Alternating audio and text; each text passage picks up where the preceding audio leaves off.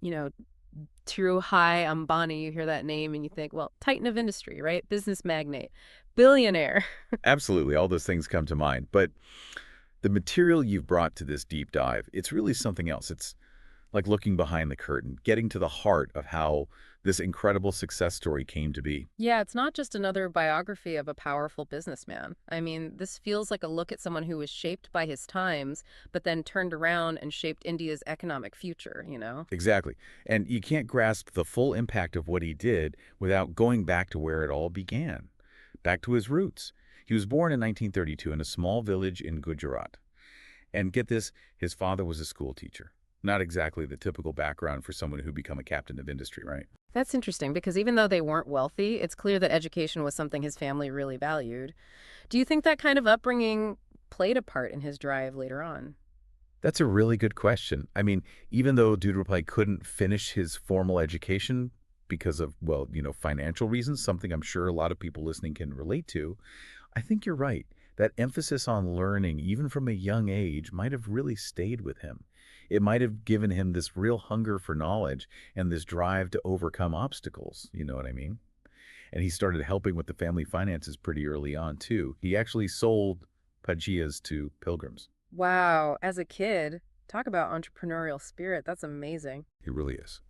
But that was just the beginning. At 16, he makes a pretty gutsy move. Yeah. He picks up and moves to Aden, Yemen, gets a job as a gas station attendant, making a measly 300 rupees a month. Wow. That's a huge decision, leaving everything he knew to go to a whole different country, especially at that age. What was that period of his life like? More than anything, it really shows his ambition. This is a young man thousands of miles from home, willing to do whatever it takes to build a better life.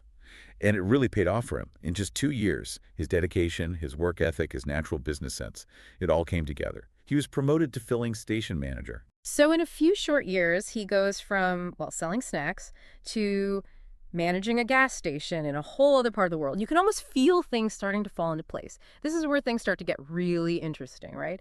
He takes all this experience and drive, and he brings it back to India. You got it. 1958, Dhirubhai comes back to India. He's got 15,000 rupees in his pocket, his savings, from years of hard work.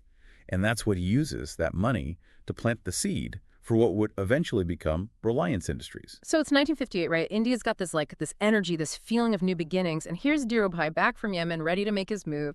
But he doesn't just walk into like some high-rise office building, does he? Not exactly, no. Think a little more humble beginnings. He and his cousin rented a small space, actually, only about 350 square feet. It's kind of wild to imagine that, knowing what Reliance Industries becomes. Talk about starting from scratch. It really goes to show that you don't need, a ton of money to build something big.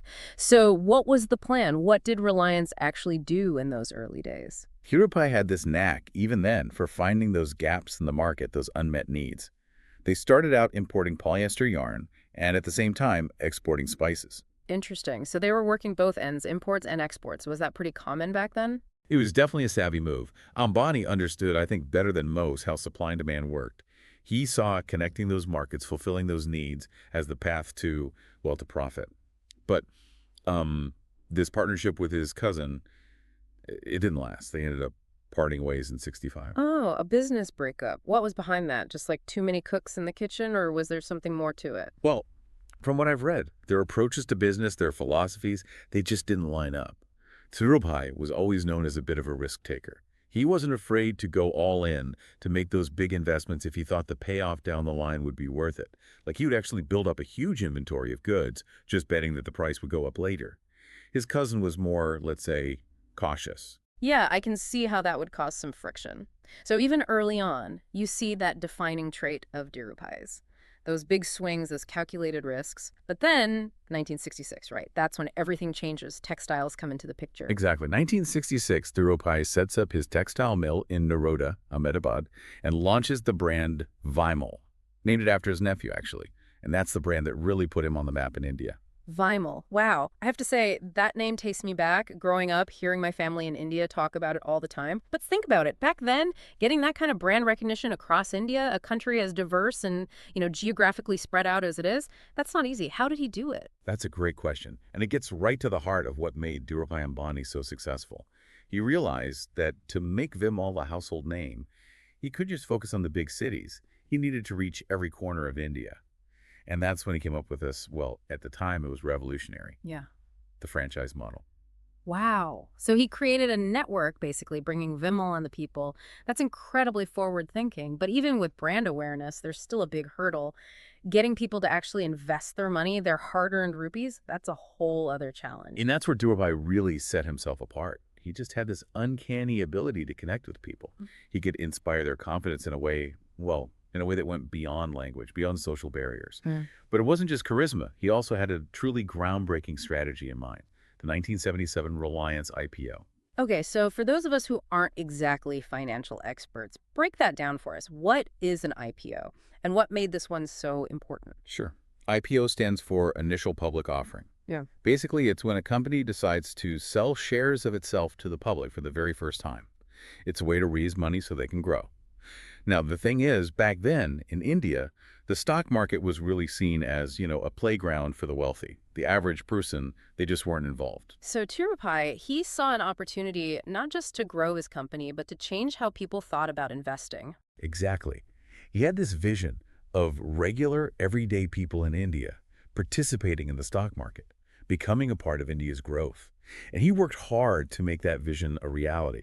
His IPO, it was incredible, over 58,000 investors. Many of them, they had never invested in the stock market before. They were from smaller towns, rural areas, and they were drawn in by his message. He made them feel like they were part of something big, something historic. He did. He really did. He had this knack for getting people to believe in him, to believe in his vision for Reliance. He would hold these public meetings where he would talk directly to potential investors, and he could explain things in a way that, just clicked. He assured them that investing in Reliance was like investing in their own futures. It's really something, right? He found a way to connect with people to make them believe in his dream. But this kind of meteoric rise, it usually comes with, well, baggage. It's not always a smooth journey to the top. You're absolutely right. As Reliance grew, as its influence spread, people started looking closer at how Dhirubhai did business. There were accusations, people saying he was too aggressive, that he used his political connections to get ahead. Right, those whispers about crony capitalism. But how much of that was, actually true, and how much was just like people making assumptions? Were there specific incidents that raised red flags? It's tricky, right? It's not always black and white. But there's one incident that really stands out. The 1982 short selling incident. A group of stockbrokers, they basically tried to manipulate Reliance's stock price. They were betting against the company, hoping to make a profit if the price went down. So they saw Reliance's success and tried to, capitalize on it in a way that could really hurt the company. Exactly. They thought they could outmaneuver Dhirubhai, but they underestimated him big time. He saw what they were doing, and, he hit back. Used his own resources, bought up a ton of Reliance shares, and drove the price back up. The short sellers, they never stood a chance. Wow. He turned the tables on them. It's a brilliant move, but I'm guessing it probably made those accusations, those questions about his ethics, even louder, right? Oh, definitely. It solidified this image of Dhirubhai as a force to be reckoned with, a real power player. Yeah. Some people loved it, praised him for being so shrewd.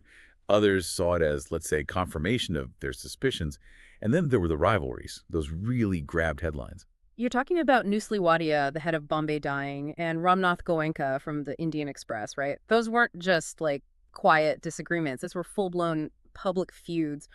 What was it about Dhirubhai that seemed to invite those kinds of clashes? Well, on one hand, you have these huge personalities, these ambitious, driven individuals, all vying for power in a country that's undergoing this massive economic transformation. And Dhirubhai, he was never one to back down from a challenge. But there was also this sense, at least for some people, that he played by his own rules. So was he a product of his environment, or did he help create the environment? It's kind of a chicken or egg question, isn't it? Right. It's hard to say for sure. What's clear is that he changed the game.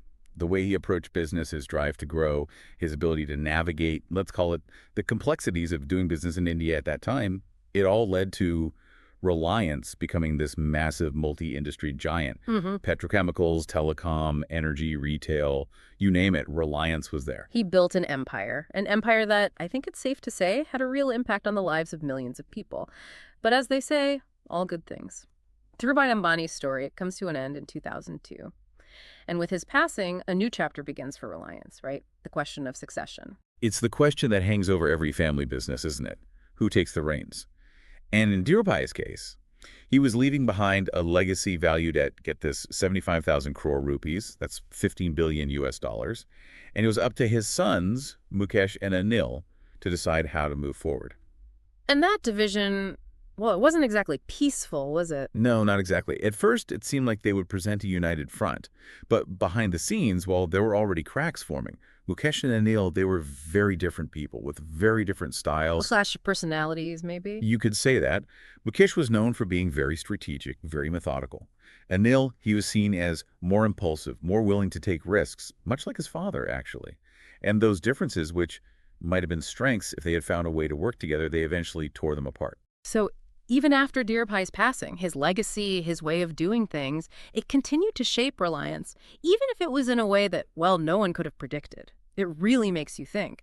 Even the most successful companies, built on big ideas and bold moves, even they aren't immune to, to family drama.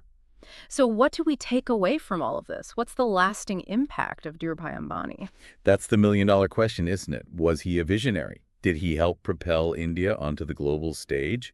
Or was he a ruthless businessman who was willing to do whatever it took to win? The truth, as always, is probably somewhere in between.